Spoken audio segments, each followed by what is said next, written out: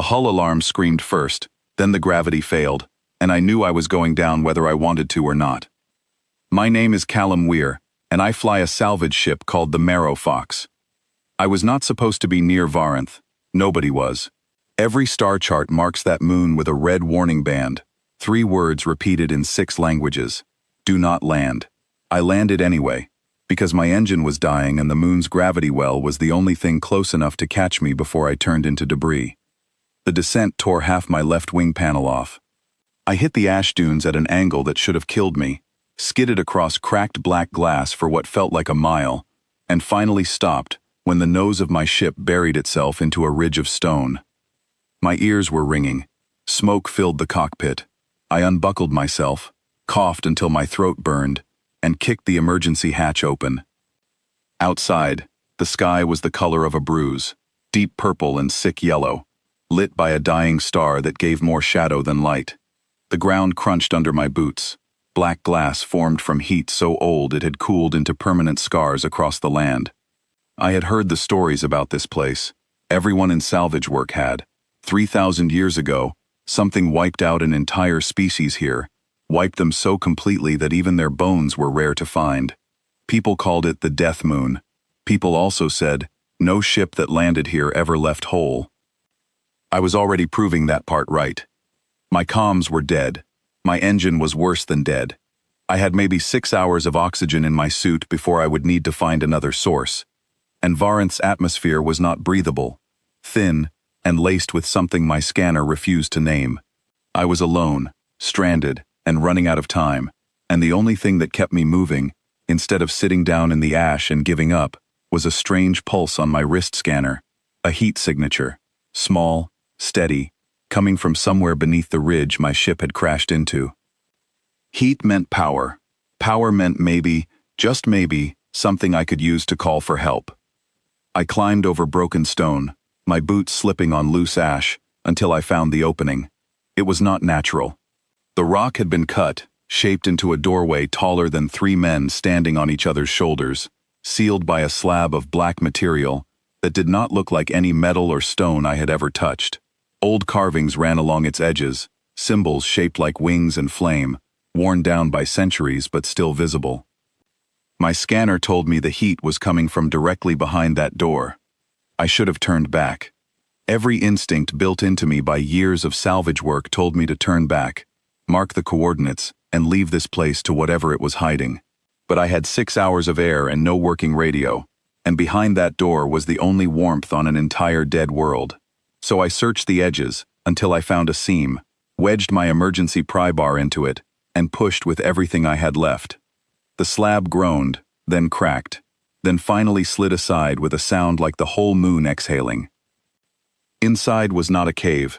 It was a chamber, smooth walls carved with more of those wing and flame symbols, lit faintly by veins of pale blue light running along the ceiling like frozen lightning, and at the center of the room stood a pillar of clear crystal, taller than me, glowing softly from within. Inside the crystal was a woman. She was not sleeping the way a person sleeps. She was suspended, arms crossed over her chest, dark hair drifting slightly, as if caught in water that was not there. Her skin held a faint shimmer along her collarbones, like scales too fine to see unless the light caught them just right. 2 curved horns rose back from her temples, smooth and dark, folded close to her skull, like a crown she had been born wearing. She looked peaceful. She looked, more than anything else, alone. My scanner screamed at me that the heat signature was coming from her. I stood there longer than I should have, staring, forgetting for a moment that I was running out of air. Then the ash outside shifted with a sound like something waking up, and I remembered exactly how much danger I was in, and exactly how little time I had to decide anything. There was a control panel built into the base of the crystal pillar, its surface covered in the same wing and flame symbols as the door. My hands were shaking, more from the cold leaking into my suit than from fear, or so I told myself. I pressed my glove against it because it was the only thing in that entire chamber that looked like it might do something useful, might give me power, might give me a way to call for help. The pillar cracked down the middle like an egg. I stumbled back as light poured out, warm and gold, nothing like the sick purple sky outside. The crystal shattered into dust that dissolved before it hit the ground, and the woman fell forward. I caught her without thinking, my arms wrapping around her out of pure reflex, and she was warm, impossibly warm, warmer than anything on that entire frozen world. Her eyes opened. They were gold, bright gold, with a vertical line through the center, like an animal's eye, and they focused on me with a sharpness that told me she had been aware, somehow, even trapped in that crystal for however long she had been there. She said something in a language I did not understand, low and musical, and then her gaze moved past me to the symbols carved on the wall, and something in her expression changed from confusion to a kind of desperate recognition. "You broke the seal," she said, and this time it was in perfect, careful common speech, though her voice carried an accent I had never heard before. "You woke me." "I was looking for a power source," I said, because it was the truth, and because I did not know what else to say to a woman who had just stepped out of solid crystal after apparently a very long sleep. "I did not mean to wake anyone." "It does not matter what you meant." She pulled back from my arms, though she swayed when she tried to stand alone, and I kept a hand under her elbow without thinking twice about it. "It matters what you did." She told me her name was Illyra, and that she was the last of her bloodline, the last of a people called the Draith, dragonkin, who had lived on this moon for longer than human history had existed at all. She told me about the Purge, an attack from beyond the stars that came without warning and without mercy, wiping out everyone she had ever known in the space of a single night. She told me that her elders, seeing the end coming, had sealed her into that crystal, not as a punishment, but as a last hope, a way to keep one voice of her people alive until someone, someday, found her. "But there is more," she said, and her golden eyes held mine with an intensity that made my chest tighten. "The seal is not only sleep. It is bound to an old rite, older than the purge itself. Whoever breaks the crystal and looks upon the one inside and speaks acknowledgement of what they have done, becomes bonded to them. It is how my people survived extinction before, long ago, when our numbers grew too thin. A joining of blood and choice, meant to carry a bloodline forward when all else is lost." I felt my stomach drop. "Bonded? You mean married?"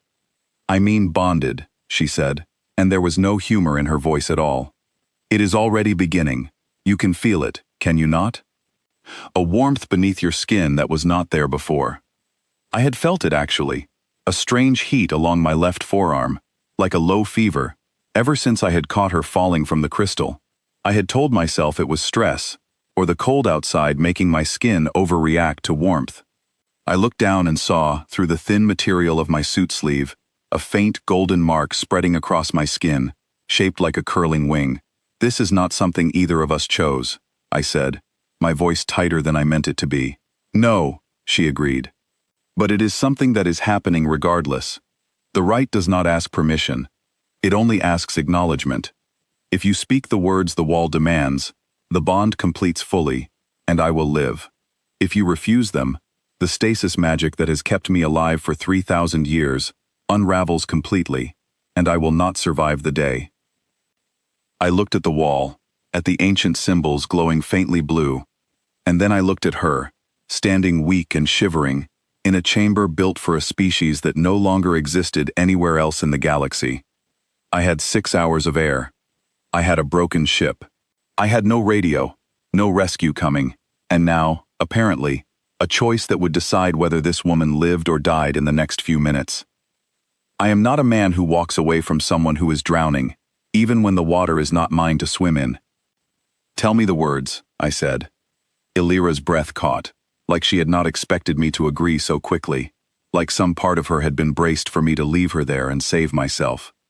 She stepped closer, took my hand in both of hers, and spoke slowly in her own language first, then translated each phrase into common speech so I could repeat it. The words were about binding, about carrying forward what would otherwise be lost, about standing between someone and the end of everything they were. I repeated every word. The light in the chamber flared gold, brighter than before, and the mark on my arm burned hot for a moment, sharp enough that I gasped, and a matching mark bloomed across the back of her hand, a mirror image of my own. The wall symbols dimmed, one by one, as if the ancient magic recognized that its work was finally, after 3,000 years, complete. Illyra let out a breath that sounded like relief and exhaustion both at once. "It is done," she said quietly.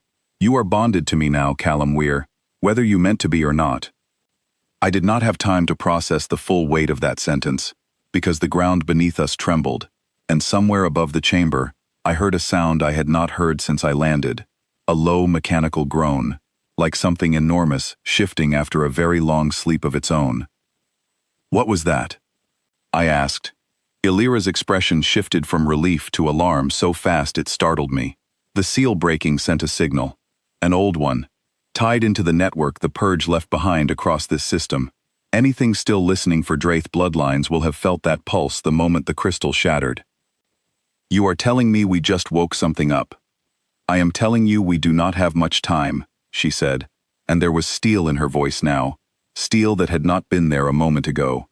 "The Purge network does not forgive survivors. If there are still watchers on this moon, they will come for the last of my bloodline. And now, because of the bond, they will come for you as well."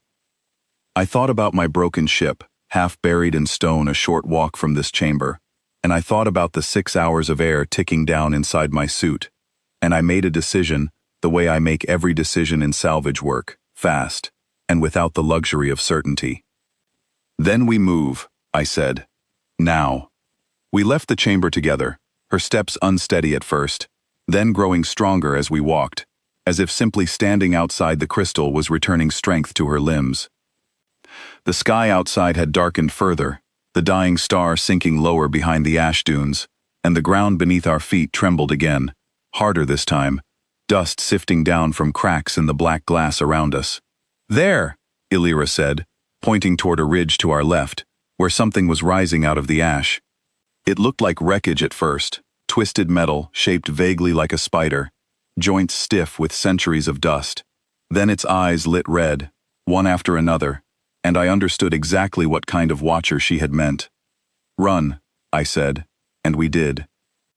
The machine moved faster than something that old should have been able to move, legs unfolding with sharp mechanical clicks, red eyes tracking us across the open ground.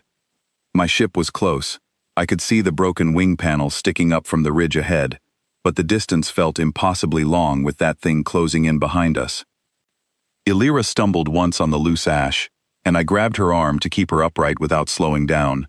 Our marked hands briefly pressed together, and for one strange second, I felt something pass between us. Not quite words, more like reassurance, steady and warm, threading through the bond that had just been forced into existence between us. We reached the ship as the machine's first strike came down, a bladed limb slicing through the air where we had been standing a heartbeat before. I shoved Illyra through the hatch, spun back to grab the emergency toolkit I had left outside, and felt the ground shudder as the machine's leg drove into the glass beside me, close enough that shards sprayed against my suit. "Callum," Illyra's voice cracked with something I had not expected from someone who had just told me, calmly, about the end of her entire species. Fear, real fear, but fear for me, not for herself. I threw myself through the hatch and sealed it behind me, my hands moving over the controls out of pure muscle memory, even as my mind raced through every reason this plan should not work. The engine was damaged. The wing panel was gone. I had no clear runway, only broken ground, and a machine that was now slamming itself against the hull hard enough to rock the entire ship. "Hold on to something," I told her, and I fired every thruster I had left. The Marrow Fox screamed as it tore itself free from the stone ridge, metal groaning, alarms flashing red across every panel, but it lifted. Ash exploded outward beneath us as we climbed, the machine's red eyes shrinking below, its bladed limbs reaching uselessly toward a ship that was already rising out of its grasp. I did not look back to see if it was alone. I did not have time. I pushed the engines harder than they were rated to go, and we broke through the thin, poisoned atmosphere of Varenth and out into open space, the dying star's light fading behind us, as the moon shrank into a small dark shape against the stars. For a long moment, neither of us said anything. My hands were still locked around the controls, knuckles pale, my whole body running on the kind of adrenaline that does not fade quickly. Illyra sat in the seat beside me, her golden eyes fixed on the shrinking shape of her homeworld, her expression unreadable in a way that made my chest ache more than I expected it to. "You did not have to come back for the toolkit," she said finally, quietly. "You could have left it. You could have left me, easier still, back in that chamber, and saved yourself the trouble of a bond you never asked for." "I know," I said. "Then why did you not?" I thought about that question honestly before I answered it, because she deserved an honest answer, not a quick one. Because I have spent a long time flying alone, salvaging things nobody else wanted, telling myself that was enough. And in 1 hour on that moon, I found someone worth more than every piece of scrap I have ever hauled. I was not about to leave that behind, because the situation was complicated. Illyra was quiet for a moment, then reached over and placed her marked hand over mine, the golden wing pattern on her skin, lining up almost perfectly with the one on my own. The warmth of it spread up my arm, familiar now, steady, like something that had always belonged there and was only now settling into place. "Where I come from," she said, "a bond made under crisis is still a bond made in truth. My people did not believe in easy promises. They believed in the ones made when everything was at stake, because those were the ones that held."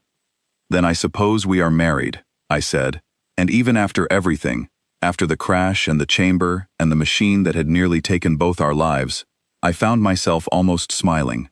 Not exactly how I pictured it." "Nor I," she admitted, and there was the smallest curve at the corner of her mouth, the first hint of something lighter, breaking through the weight of everything she had just lost. "But perhaps that is fitting. Nothing about surviving the end of a world was ever going to be simple." The ship's damaged systems flickered around us, warning lights still blinking, engines still complaining about the abuse I had put it through. But we were alive, both of us, flying away from a moon that had swallowed every ship that dared to land there before.